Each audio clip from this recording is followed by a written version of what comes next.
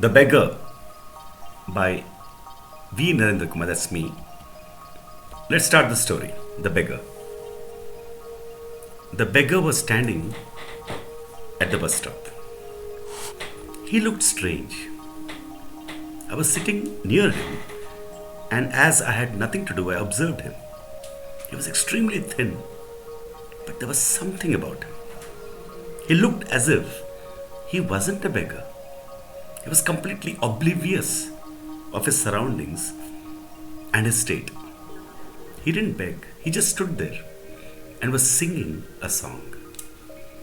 There was a strange beauty in his singing.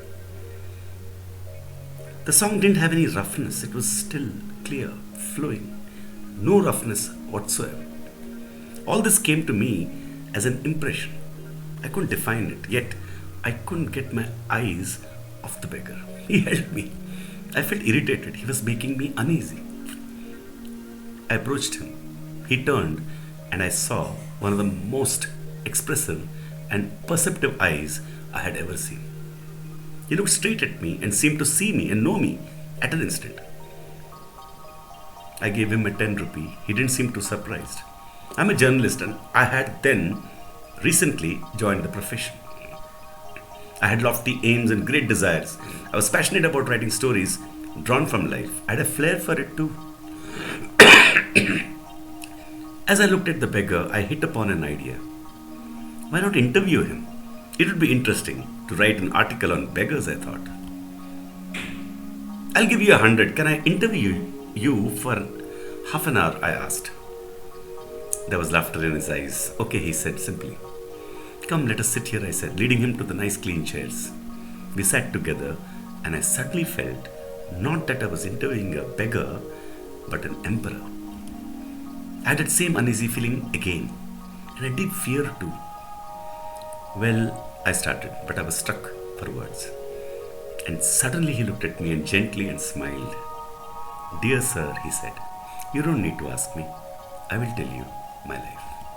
And then he told me one of the most incredible stories I had ever heard in my life. It is really incredible. I am a beggar completely. I have nothing to give and nothing to take. I am nothing, absolutely. I have and am the fount of life. Life is mysterious to everyone except beggars like me. It is simple, so simple that people can't believe and hence don't believe. It is as simple as that. I have nothing to want really. I have no purpose, no aim, no desire. All desires have died in me. And I'm left now with an infinite, continuous, wondrous joy. I have nothing to do. I just stand here. I can do a job and live a normal life. I can. But since I'm life, I want to live amidst people as a non-entity, as a ghost. You see, I'm afraid of even rewards because the very concept of reward has died within me. I sing and people pay me. I soothe them. I sing according to the person I'm asking for. It is real fun. I can see him or her and I reflect his or her mood by my singing. Hence they pay. Everyone pays me. And I eat and I give it to other beggars. I start again. It's quite a profession and very enjoyable, absorbing. I soothe people and I go to different places, but I am and I am not. I'm just a witness and a reflector. I really like that. I like this outdoors, the rush, the bustle, the city, the world. Life is on the streets and I feel the pulsating of life here. I like it to be on the streets. Having said this, he sang and I went into a trance. It was not singing, but something divine. It was so beautiful. For endless moments I stood there and suddenly I realized that the song had stopped. I opened my eyes. There was no beggar, only life in the streets.